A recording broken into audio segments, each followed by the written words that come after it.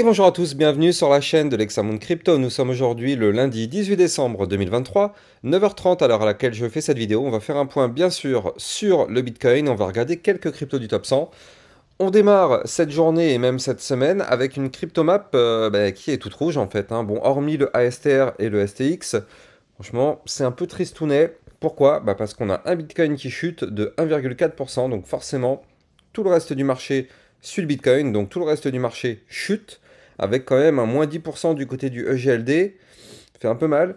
SNX moins 10%, NIR Protocol moins 8%, AVAX moins 7,6%, alors que le Bitcoin chute que de 1,4%. Vous le savez, dès que le Bitcoin fait un mouvement, ce mouvement est décuplé sur les altcoins. Allez, on démarre directement avec le calendrier économique de la semaine qui arrive, enfin cette semaine d'ailleurs, avec demain le permis de construire, mais surtout petit à petit on va se diriger vers la fin de semaine où on va avoir jeudi et vendredi des informations très importantes qui vont tomber, normalement jeudi avec le PIB trimestriel, inscription hebdo au chômage, et surtout le vendredi où on va avoir les indices PCE Core, donc les indices qui sont liés directement à l'inflation. Donc du coup, ça risque d'être assez important vers cette fin de semaine, donc on verra bien ce qui va se passer d'ici là. Mais bon, en tout cas, jeudi, vendredi, il faudra vraiment s'accrocher parce qu'il risque d'y avoir du mouvement du côté du secteur financier et donc bien sûr du côté des crypto-monnaies aussi. Allez, on démarre l'analyse technique du Bitcoin avec une vue jour. Bien sûr, je rappelle à tout le monde que tout ce que je vais dire dans cette vidéo n'a en aucun cas à prendre pour des conseils financiers. Donc, vue jour, on est franchement dans une zone hyper dangereuse. Souvenez-vous, je vous en ai déjà parlé, ça fait plusieurs jours que je vous dis qu'on est vraiment sous la menace. Le double top, il est là, il est très menaçant. Regardez, on a le premier sommet qui est ici, le deuxième sommet qui est ici. Alors, pour l'instant, il n'est pas validé, hein. On n'a toujours pas fait de clôture jour. En dessous, la ligne de coût, qui se trouve quant à elle à 41 227 $. Pour l'instant, on n'a pas encore fait de clôture journalière en dessous. Et d'ailleurs, si on regarde bien, la bougie d'hier a été chercher au millimètre près cette ligne de coût, qui est ici, vous le voyez, je vous le dessine. Et la mèche d'hier a été chercher au millimètre près cette ligne. C'est une zone de support, vu que c'est une ligne de coût et qu'on est au-dessus.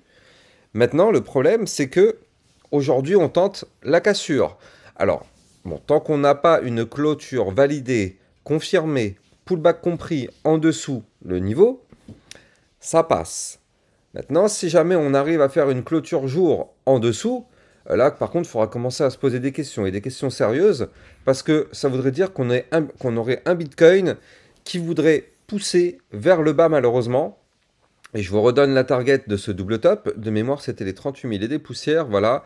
38 279 $, ça c'est la target théorique. Alors bien sûr, en cours de route, il y aura quand même des gros supports, notamment les 40 055, les 39 490 et les 38 468. Donc voilà, il y a quand même des gros supports qui sont là. Et puis déjà, il y a aussi une trendline que moi je vous ai dessinée, qu'on suit déjà depuis un petit moment. Ici, vous la voyez, une trendline haussière. Donc pour l'instant, en réalité, tant qu'on est au-dessus de ce trait bleu, donc c'est-à-dire que tant qu'on est au-dessus des 40 831 $, ça tient. Si maintenant cette ligne vient à lâcher, ah bah là vous l'avez compris, hein, si ça lâche, effectivement, ça pourrait être l'élément déclencheur pour précipiter une potentielle chute et aller chercher les niveaux de support que je vous ai donnés tout à l'heure. En tout cas, quoi qu'il arrive, on y est. Là maintenant, c'est là que ça se joue. Voilà, là ça y est, on est vraiment dans le cœur du game là. Là, vous le voyez, comme je vous l'ai dit, on a soit le double top, ça fait maintenant un bout de temps que je vous en parle, soit le double top, soit le double bottom. Mais quoi qu'il arrive, là, on est sur le bottom, on y est. On y est, donc c'est là où ça doit se jouer. Si on veut un rebond pour le double bottom, parce que je rappelle que ici, regardez, on a un premier creux, et on pourrait avoir aussi un deuxième creux si on fait ça, pour se relancer de façon bullish. C'est là que ça se joue. Parce que regardez ça, si jamais on arrive sur le support à former une remontada, eh bien ça voudrait dire que là, boum, on remonte, on va chercher la ligne de coup du double bottom, et là, cette fois-ci, on se relance à la hausse. Donc, c'est ça qu'on veut voir.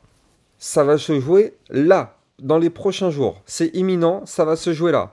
Soit on break, et effectivement, malheureusement, le cours pourrait s'effondrer, soit on fait le rebond, mais là, c'est maintenant que ça se joue. Donc, à surveiller de très près, Là, on est vraiment, je l'avais déjà dit il y a deux ou trois vidéos, mais c'est la croisée des mondes. C'est là. Soit, effectivement, ça chute, soit ça monte, mais là, ça va se jouer sur ces niveaux-là, parce qu'on est vraiment sur le bottom du double bottom, et on est aussi sur le bottom de la ligne de coup du pattern en double top. Donc, clairement, soyons extrêmement méfiants. C'est très difficile de prendre une position actuellement, vu que là, on est vraiment sur cette situation d'indécision la plus totale. Donc, ouais, soyons extrêmement méfiants. Vu 4 heures. Vu 4 heures sur le Bitcoin, bon bah bien sûr, hein, ça chute. Ça chute, ça chute.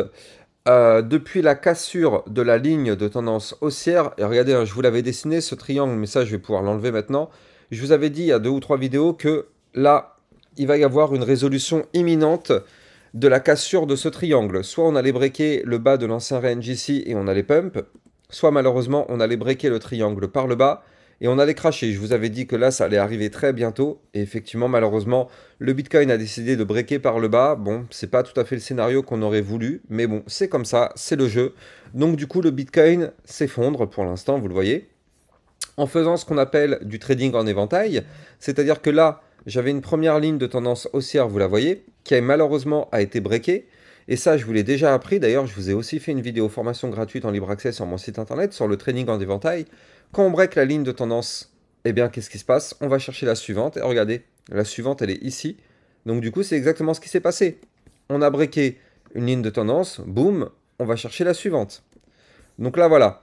Là, malheureusement, le Bitcoin a décidé d'entamer une phase baissière à partir du moment où il avait breaké ici en vue 4 heures sa ligne de tendance haussière. Ça, on savait que c'était le signal de vente, hein. Je l'avais dit, cassure de la ligne de tendance haussière égale signal de vente pour chuter. C'est aussi simple que ça. Tant qu'on est au-dessus de la ligne, ça veut dire qu'on est haussier. Et là, vous le voyez, effectivement, à chaque fois, on touchait la ligne et on rebondissait. Tant qu'on touchait la ligne et qu'on rebondissait, tout allait bien. On restait au-dessus, on remonte. À partir du moment où c'est breaké, malheureusement, hop, on s'effondre. C'est simple. Les lignes de tendance, il n'y a pas plus simple comme indicateur. Bref, pour l'instant, donc on a trouvé rebond sur la ligne de tendance suivante, ainsi que sur le support des 40 831. Donc là, clairement, cette ligne-là que je vous dessine à 40 831, il n'y a pas de choix. C'est notre dernier support, ça doit tenir. Si ça tient, ça permet d'avoir l'espoir du double bottom, parce que regardez ça, je vous le rappelle, hein, ici on a le premier creux, et là on le voit bien, on pourrait avoir, si on arrive à rebondir sur le support, le deuxième creux et se relancer dans une remontada. Par contre, si on arrive dans les prochains jours à breaker les 43 273 $, qui serait la ligne de coup du double bottom, là par contre on peut avoir un Bitcoin qui remonte pas mal pour aller chercher même, pourquoi pas, des points plus hauts. On peut regarder ensemble, on peut se faire plaisir. Allez, on va se faire plaisir un petit peu pour essayer de voir un petit peu d'espoir. On va se faire plaisir. On va regarder ensemble la ligne, la target potentielle du double bottom. Et cette target potentielle, ce serait d'aller chercher les 45 798 $. Ce serait la target potentielle à aller chercher sur le Bitcoin si on valide le double bottom. Par contre, ne soyons pas naïfs. Ne soyons surtout pas naïfs. On en est très très loin. La ligne de coup, elle est ici. Là, voilà, il faut même encore un petit peu, voilà. La ligne de coup, elle est ici. Donc, vous l'avez compris, on en est très très loin.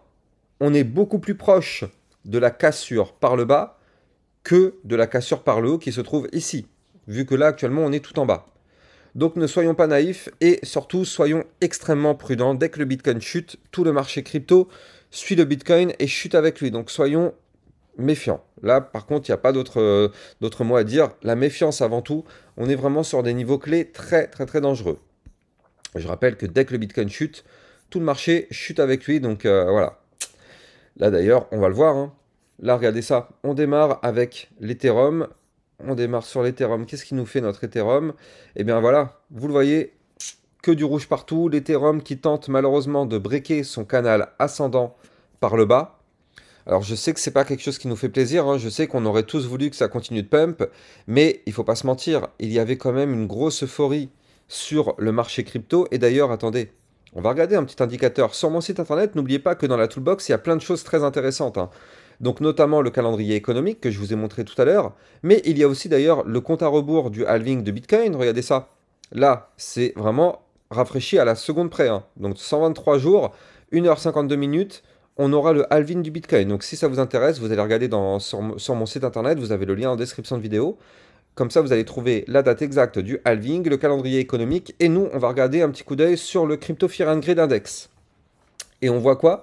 Ça, c'est pareil, hein, vous allez le trouver dans la toolbox Fear and Greed Index. Donc là, au niveau du Fear and Greed Index, on voit que là, actuellement, on est à 65. Donc on est toujours dans le vert. Donc on est toujours dans l'euphorie. Alors, c'est sûr que c'est toujours mieux d'être à 65 que comme il y a quelques jours, où on était à 73. Donc quelque part par ici. Je rappelle que plus on est dans le vert, plus malheureusement, c'est un signal comme quoi il faut sortir. Plus on est dans le rouge, plus c'est un signal comme quoi il faut rentrer. C'est simple, mais le problème c'est que personne ne respecte ça. Parce que justement, quand personne ne veut rentrer, c'est parce qu'il y a eu un bain de sang. Il y a eu un crash énorme qui s'est passé avant. Il y a eu pas mal de choses bear. Il y a eu pas mal de sentiments bear. Donc personne n'ose prendre de position. Et dans ces moments-là, on est dans le rouge. Sauf qu'on le sait, c'est toujours dans ce moment-là où c'est le meilleur moment pour prendre une position, parce que quand on est dans le rouge, ça veut dire que c'est un bain de sang et qu'il n'y a quasiment personne dans le train, et en général le train aime bien partir à vide. Par contre, plus on se retrouve dans le vert, plus il y a une euphorie, tout le monde en parle sur les réseaux sociaux, partout, vous allez à la boulangerie elle vous en parle, le coiffeur vous en parle, partout on va entendre parler de crypto-monnaie, ça veut dire qu'on est dans le vert, on est dans l'euphorie, et ça en général, c'est un signe de top. Donc, on était beaucoup dans le vert, on est toujours dans le vert, donc c'est toujours pas gagné, hein, on n'est toujours pas sorti d'affaire. Tant qu'on est dans le vert, malheureusement, c'est pas gagné. Pour moi, il faut qu'on chute pour se retrouver dans le rouge, pour se relancer. C'est aussi simple que ça. Donc, quoi qu'il arrive, Crypto Fear and Greed Index, vous l'avez dans la toolbox, aussi bien au même niveau que le calendrier économique compte à rebours du halving Bitcoin. Bref, donc là, au niveau de l'Ethereum, malheureusement, il décide de breaker son canal ascendant par le bas, donc ça, c'est le signal de vente. C'est d'ailleurs pour ça qu'il a commencé à chuter. Il va chercher maintenant le point pivot. N'oublions pas, le point pivot, il est ici, à 2154 $. Ça, c'est un point pivot extrêmement important sur l'Ethereum à ne pas breaker. Pour l'instant, on est au-dessus, tant mieux. Si ce point pivot vient à breaker, attention. Surtout si le Bitcoin se met à chuter, tout va chuter avec lui. Donc attention sur l'Ethereum à ne pas breaker le point pivot. On va parler maintenant du XRP. Aïe aïe aïe, le XRP sur une zone très dangereuse. Parce que là, il tente de breaker son range par le bas ici. Alors, on a quand même un support qui nous retient temporairement au 0,74. Mais si ça lâche, ouais, là par contre, sur le XRP, ça pourrait chuter pour aller chercher les niveaux clés que je vais vous donner. Mais avant ça, je rappelle à tout le monde que les likes et les commentaires sont très fortement appréciés. C'est grâce à ça que la chaîne YouTube continue de grandir et c'est grâce à ça que mes vidéos sont mieux mises en avant lors des recherches sur YouTube grâce aux algorithmes qui vont prendre en compte justement vos likes et vos commentaires et vos partages aussi. Donc n'hésitez pas à mettre un petit like, un commentaire même si c'est un simple merci et partager au maximum de personnes. Comme ça permet à tout le monde d'apprendre les bases du trading avec mes vidéos et surtout à tout le monde de ne plus se faire avoir par les pièges du marché vu que moi, vous le savez, je vous fais énormément de pédagogie. Bref, donc là, XRP, c'est dangereux. Si on break, on ira chercher les 0,5856, voire même les 0,5578. Donc attention sur le XRP. C'est quand même une configuration plutôt dangereuse. Attention aussi sur le Solana. De toute façon, vous le savez, le Bitcoin chute, tout chute. Le Solana, je vous avais dit que cette boîte-là allait être très difficile à péter. Je vais la décaler, même cette boîte, voilà. Je vais la décaler parce que je sais que tant qu'on est en dessous, elle va nous bloquer. Donc là, je la décale, cette boîte. Donc tant qu'on est en dessous, malheureusement, c'est même pas la peine d'espérer quoi que ce soit. C'est mort. Maintenant, le Solana, le problème, c'est que là, regardez, on est peut-être en train de former un premier top. Et là, un deuxième top. Donc le Solana, il ne faut impérativement pas breaker ici la ligne de coup qui se trouve à 68,68. Ça, c'est une ligne de coup d'un double top en vue jour. Si on break de façon validée, confirmée, pullback compris cette ligne de coup, malheureusement, on pourrait voir un Solana qui s'effondre pour aller chercher les 61,520. Voire même des points encore plus bas, parce que je rappelle que si on réintègre ce range par le haut, la target serait d'aller chercher le bas du range. Donc attention à ne pas réintégrer ce range par le haut. Et attention surtout avec cette structure en double top sur le Solana qui pourrait malheureusement nous faire mal. Shiba qui avait fait une belle poussée, malheureusement qui a réintégré son canal ascendant par le haut. Donc ça, c'est un mauvais signe. Quand on réintègre par le haut, c'est pour aller chercher le bas du canal. Maintenant, on a un espoir parce que là, vous le voyez, je vous avais dessiné il y a quelques semaines déjà cette grosse ligne de tendance baissière. Et donc là, vous le voyez, ce trait bleu qui descend ici, c'est la ligne de tendance baissière. Et donc là, on est revenu toucher cette ligne. On est revenu la toucher au millimètre près de façon chirurgicale. Donc là, pour l'instant, eh bien, c'est une zone de support. Tant qu'on est au-dessus, tout va bien. Si maintenant, ce support vient à lâcher, c'est-à-dire ici au 0,009752, ce serait clairement pas bon signe, on va pas se mentir. Ce serait pas bon signe parce qu'on voudrait aller chercher potentiellement le support suivant au 0,008845, voire même des points plus bas. Tout ça dépendra uniquement du Bitcoin comme d'habitude. Donc Polygon Matic qui break tous les supports les uns après les autres. Maintenant, qu'est-ce qui se passe? Eh bien, il faut garder ce support qui est ici, au 0,7869. Là, pour l'instant, tant qu'on ne break pas ce niveau-là en vue jour, tout va bien, c'est un support. Si maintenant ce support vient à lâcher, malheureusement, ça risque d'être aussi dangereux du côté du Polygon Matic, donc attention à ça. Atom Cosmos, aïe aïe aïe aïe. De toute façon, on va pas se mentir, hein, tout est dans le rouge. Et tout est vraiment à deux doigts de chuter fort, parce que c'est le cas du Bitcoin. Donc là, au niveau du Atom Cosmos, on est sur le support des 10,734. Ça, je vous avais dit, il ne faut pas breaker ce support-là. C'est un support important. Tant que ça tient, tant mieux. Si ça lâche, attention à ça. Et on termine sur le VeChain. VeChain qui, pour l'instant, a tenté un breakout. Mais vous le voyez, il n'a pas réussi à breaker. Il fallait breaker les 0,02931. Malheureusement, on n'a pas réussi. Donc, il faut breaker ce niveau-là en vue hebdomadaire si on veut du pump. Malheureusement, c'est une résistance, on est bloqué. Voilà, j'espère que vous avez kiffé cette vidéo. N'oubliez pas de liker et commenter, partager au maximum. Quant à moi, j'ai plus qu'à vous souhaiter une excellente journée. Je vous dis à plus tard pour une prochaine vidéo. Ciao, ciao.